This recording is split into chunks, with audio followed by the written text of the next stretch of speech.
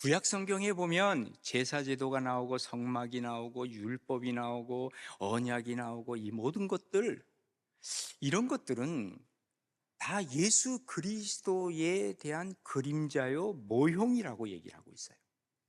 그러니까 실제적으로 예수님을 경험해 봐야 제사 제도가 그래서 나오는 거구나.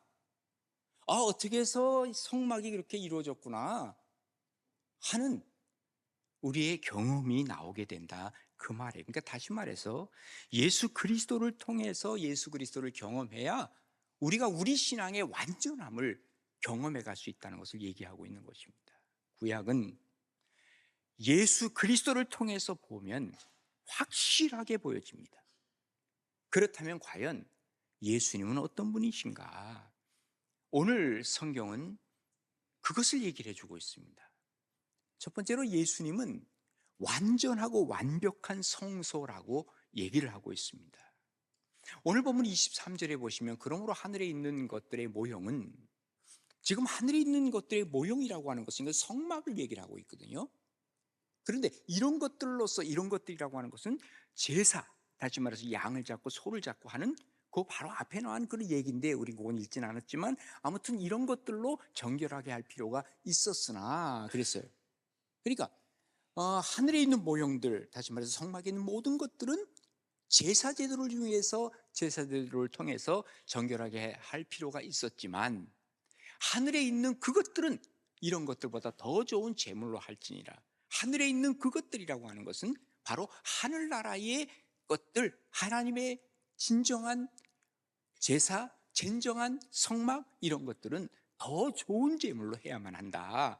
그러면서 그러므로 얘기를 했고, 그리스도께서는 참 것의 그림자인 손으로 만든 성소에 들어가지 아니하시고, 우리 주님은요, 성소, 하나님께서 만들으라고 하는 이 성소에 들어가지 않으셨어요.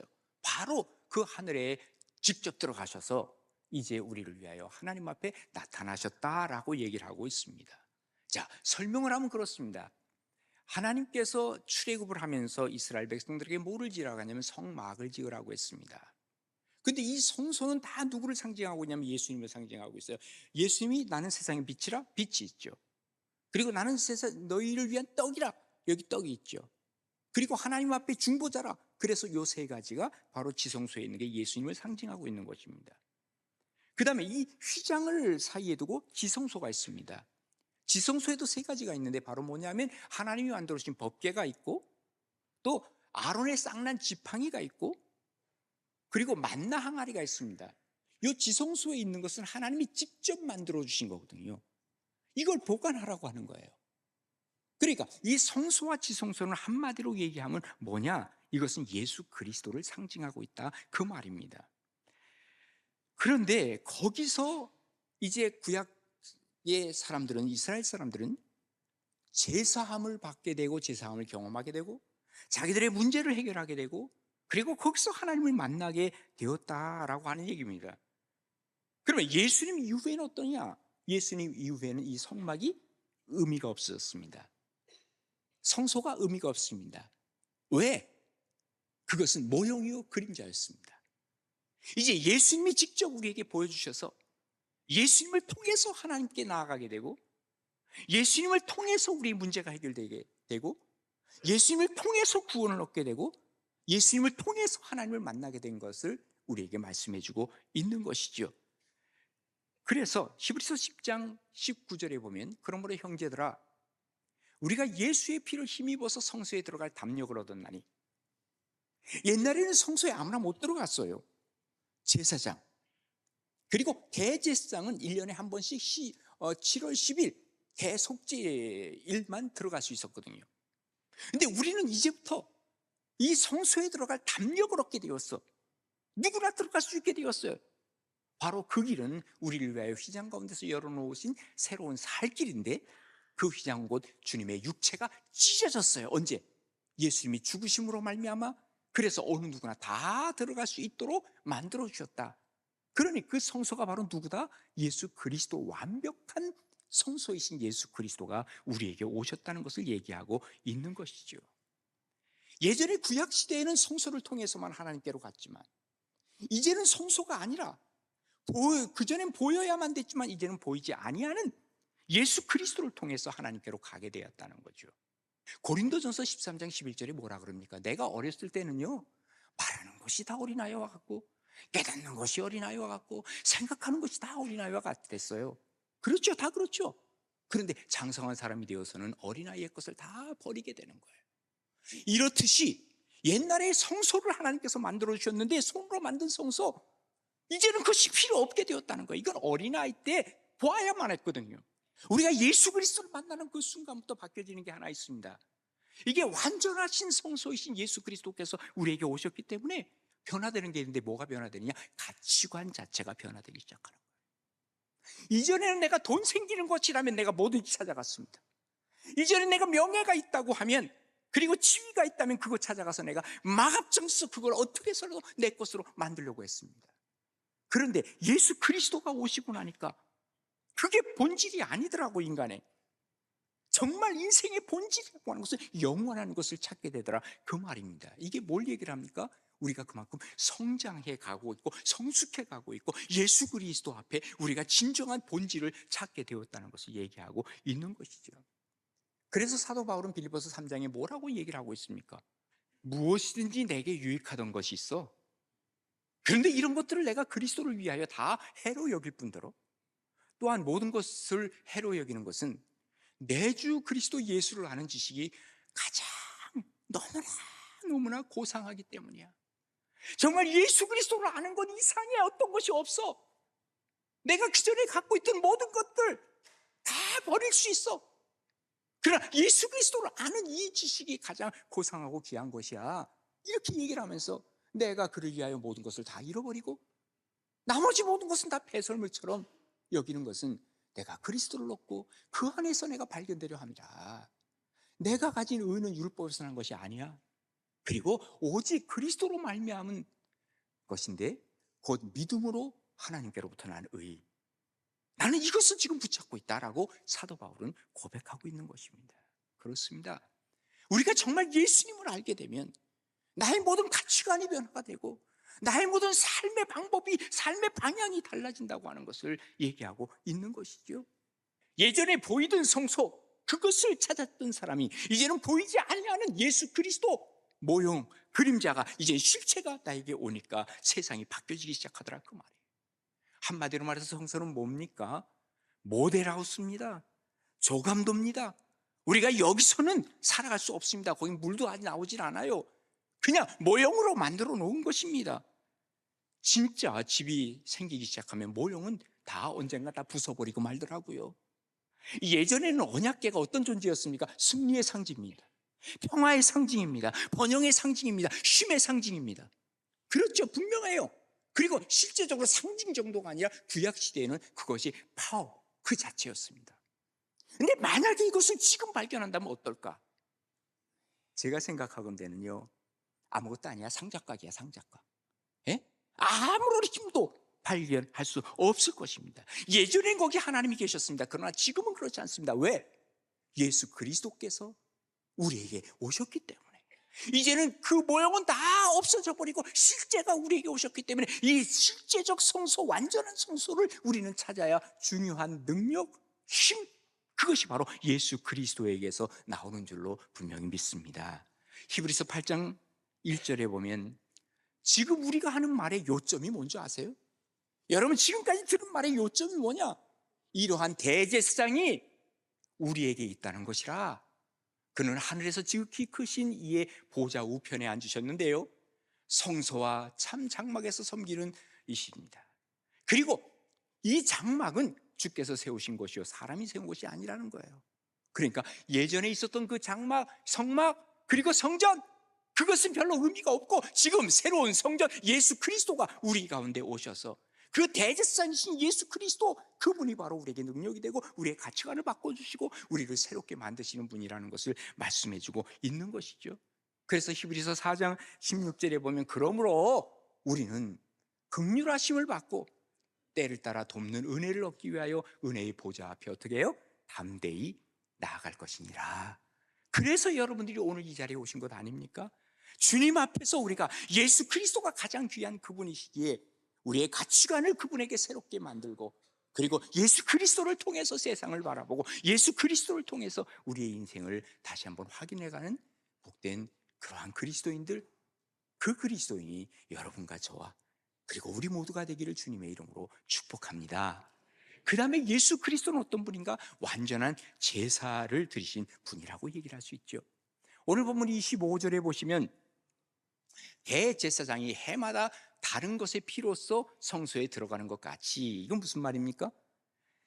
대제사장이 1년에 한 번씩, 아까 말씀드렸죠, 대속제일 7월 10일 날 제사를 드리고 피를 흘리고, 그리고 나서 모든 백성들의 죄를 가지고 하나님께 가는 거예요, 용서를 빌기 위해서.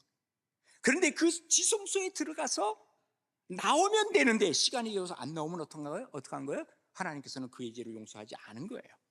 그러면 대제사장 거기서 죽은 거예요. 그래서 대제사장에게 있어서 여기 줄 끈을 달고 가는데 전혀 인기척이 없으면 나중에 이것을 빼는 거예요. 잡아당기는 거예요. 그래서 그 시신을 꺼내내는 거죠. 그거는 뭘 의미해요? 이스라엘 백성들의 죄를 용서하지 않으셨다는 거죠. 하나님이 진노하셨다는 거거든요. 이걸 1년에 한 번씩 초조한 마음을 가지고 대속죄를 지내는 것이 이스라엘 백성들이었습니다. 그래서 그 얘기를 하는 거예요. 대제사장이 해마다 다른 것의 피로써 성소에 들어가는 것 같이 자주 자기를 드러내려 아니하실지니, 예수님은 거기에 자주 매년, 대제사장이니까 매년 들어가셔야 되잖아요. 그런데 그렇게 아니하신다 그 말이에요. 그리고 뭐라고 얘기를 하시냐면요, 그리하면 그가 세상을 창조한 때부터 자주 고난을 받았어야 할 것이로 얘기를 했거든요.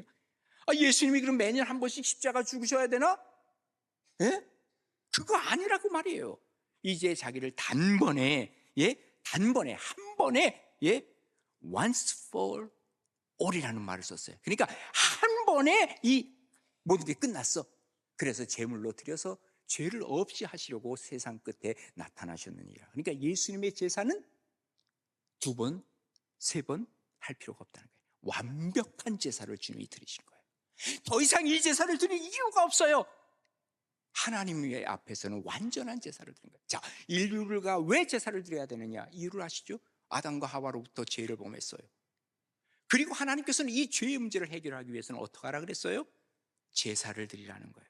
자, 제사를 왜 드리라고 그랬느냐? 제사는 뭐예요? 동물을 잡아 죽이는 거예요. 양을 잡아 죽여요, 소를 잡아 죽여요. 죽이면서, 이게 죽으면서 그 모습을 다 이 제사를 드리는 사람은 보고 있는 거예요. 보면서, 아이고, 내가 저렇게 죽어야 되는구나. 내가 바로 저 자리에 있는 건데, 내가 죄를 범했기 때문에 내가 저렇게 피를 흘려야 되는데, 저놈이 대신해서 나를 죽었구나. 미안하다, 응? 이런 마음을 가지라는 거예요, 한마디로. 근데 제사를 드리면 드릴수록 이게 습관화돼 버렸어. 죄를 범하고 나서는요, 그래, 또 제사 한번 드리면 되지 뭐. 너무너무 쉽게 무뎌져 버리고 말았다 그 말이에요. 제사를 드려도 내가 변화가 없어요. 그러니까 하나님께서는 이런 제사는 안 받겠다고 하는 거예요. 마음이 없는 제사, 내가 의미 없는 제사를 계속 드리는데 더 이상 안 받겠다. 그러면서 하나님께서는요, 극단적인 처방을 내리셨어요. 안 되겠다. 내 아들을 대신해서 죽게 만들겠다. 그러면서 이것은 다시 말해서 영적인 충격요법을 하나님이 쓰신 거예요. 히브리서 9장 12절에 보면 이런 말씀을 하고 계세요. 염소와 송아지의 피로 하지 아니하고 이제 더 이상 그런 짐승 받지 아니하고 오직 자기의 피로, 하나님의 피로 영원한 속죄를 이루사, 여기도 단번에, once for all, 단번에 성소에 들어가셨느니라. 더 이상 이제 할 이유가 없어요. 이렇게 주님께서는 이제 단번에 완전한 제사로 끝내셨다 그 말이에요. 더 이상 동물의 제사는 필요 없습니다. 우리 예수 그리스도의 죽음으로 말미암아 완전한 제사가 이루어졌습니다. 그래서 중요한 것이 있습니다. 이제는 이것을 내가 받아들여야 돼. 받아들인다는 게 바로 뭐예요? 예수님이 나를 위해서 죽으셨다. 이전에는 뭐라 그랬어요? 동물이 죽은 것을 보고 아이고 미안하다, 네가 나 때문에 죽는구나, 이 생각을 누구에게 해야 돼요? 예수님에게 해야 된다고 말해요. 예수님, 나 때문에 죽으셨군요. 나 때문에 피 흘리셨군요. 이 생각을 내가 가질 수 있어야 된다는 거예요. 이걸 받아들이는 것이 바로 뭐다? 이게 바로 믿음이라는 거예요. 믿음이 우리 가운데 들어왔을 때, 들어왔을 때 그때부터 우리의 문제들이 해결되기 시작하는 거예요. 어떤 문제? 우리의 모든 가장 큰 문제, 이 죄로부터 해방되는 문제, 천국을 들어갈 수 있는 문제, 모든 영적인 문제들이 해결되기 시작하고, 그 영적인 문제가 해결되면서 하나씩 하나씩 뭐가 됩니까? 영혼이 잘됨과 같이 범사가 잘 되기 시작하고 강건한 은혜가 오기 시작하는 거예요. 영혼으로부터 시작하는 거예요. 믿음으로부터 시작하는 거예요. 받아들이는 것부터 시작하는 거예요. 내가 이것을 받아들이는 그 순간부터 나는 뭐가 돼요? 감사한 마음이 생기잖아요. 하나님 정말 감사한데, 깨달을 때 감사가 오는 거죠. 그때 어떤 일이 벌어져요? 하나님, 내가 무엇을 할까요? 내가 하나님 나를 위해서 십자가 죽으셨는데 나는 뭘 해야 되죠? 하나님 감사한데. 그때 로마서 12장 1절의 말씀이 나오는 거예요. 그러므로 형제들아, 내가 하나님의 모든 자비하심으로 너희에게 권하는데 너희의 몸을 하나님이 기뻐하시는 거룩한 산 제물로 드리라. 아니, 제물이 없다면서요? 그러니까 살아있는 제물로. 이는 너희의 드릴 뭐예요? 영적 예배니라. 하나님 앞에 감사한 마음이 있으세요? 깨달으세요? 믿음이 생기셨어요? 그러면 그때부터 우리가 해야 할 게 뭐예요? 예배의 깃발을 드는 거예요. 예. 한 번 들었어요? 아니, 난 더 하고 싶어요. 두 번, 세 번 계속해서 예배의 깃발을 들고 싶어지는 거예요.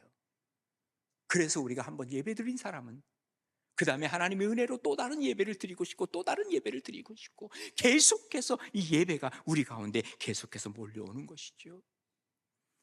우리가 하나님 앞에 나아가는 것은 바로 이런 데 있는 것입니다. 완전한 제사를 드리신 하나님께 감사함으로 말이죠. 그냥 교회를 왔다 갔다 하는 것이 아닙니다. 예수 그리스도의 보혈의 피를 생각하며 감사하는 것입니다. 진짜 좋은 신앙이 되려면 그냥 왔다 갔다 하는 것이 아니라 예수 그리스도의 보혈의 피를 생각하면서 내가 주님 앞에 산 제사, 죽은 제사가 아닌 산 제사를 하나님 앞에 드릴 때 우리의 신앙은 달라지기 시작하고 주님을 닮아가기 시작하고, 그리고 예수님의 이 사랑에 감격하고 감사하게 되더라, 그 말이죠. 완전한 제사 대신 제사의 주인이신 예수 그리스도, 그분 앞에서 우리가 이 예수 그리스도의 흔적을 갖고 있어요. 예수 그리스도의 이 흔적이 우리 가운데 있을 때 우리의 모든 운명이 바뀌어지고 우리의 인생이 바뀌어진다는 것을 우리에게 얘기하고 있는 것이죠. 그래서 갈라디아서 6장 17절에 보면 이후로는 누구든지 나를 괴롭게 하지 마. 나를 더 이상 괴롭게 할 게 없어. 왜? 내가 내 몸에 예수의 흔적을 가지고 있다. 이게 우리의 고백. 그래서 우리의 고백 속에 바로 예수의 흔적을 찾아가는 복된 삶이 여러분의 것이 되기를 주님의 이름으로 축복합니다. 완전한 제사 되시는 예수 그리스도, 완전한 제물 되신 예수 그리스도, 그분을 생각하면서 이번 사순절을 보낼 수 있다면 나의 인생, 나의 운명, 나의 모든 것들이 정말로 변화되고 바뀔 수 있다는 것을 얘기하고 있는 것이죠. 이번 기회를 통해서 예수님과 나 과연 어떤 관계인지 그분을 내 마음속에 담고 살아감으로 예수의 흔적이 우리 가운데 남아있는 복된 삶이 여러분의 것이 되기를 주님의 이름으로 축복합니다. 마지막 세 번째로 예수님의 그 모습은 완전한 구원을 주신 분이라고 얘기할 수 있습니다. 본문 27절에 보시면 한 번 죽는 것은 사람에게 정해진 것이요, 그렇죠? 그 후에는 반드시 심판이 있대요. 그러면서 이와 같이 그리스도도 많은 사람의 죄를 담당하시려고 단번에, 또 나왔죠, 단번에, 한 번으로 끝난 거예요. 단번에 들이신 바 되셨고 구원을 이루게 하기 위해서 죄와 상관없이 자기를 바라는 자들에게 두 번째 나타나시리라. 인간은요, 죄로 말미암아 다 죽어야만 합니다. 죽어야만 해요. 정령 죽으리라 해. 죽어야만 해요. 그런데 하나님께서는요, 인간을 만드실 때 왜 만드셨어요? 보시기에 좋아. 하나님께 영광 돌리기 위해서 만드셨어. 근데 인간이 다 죽어야만 해. 왜? 자기들의 죄 때문에. 하나님이 마음이 씁쓸하실 거 아닙니까? 내가 만든 걸작품이 이렇게 망가져. 고쳐줘야지. 이러한 사랑의 마음이 우리 가운데 있었어요. 그냥 둘 수가 없었어요. 그래서 이들을 살리기 위해서, 그래, 죽긴 죽어야 되는데 너희들 다 죽일 수 없으니 내 아들을 대신 죽이겠다, 그거 아닙니까? 그래서 하나님께서 우리는 사랑하셨기 때문에 예수 그리스도를 보내주셨죠. 하나님이 세상을 이처럼 사랑하사 독생자를 우리에게 주셨으니, 그 다음 뭐죠? 이는 저를 믿는 자마다 멸망치 않고 영생에 이르게 하신 것이죠.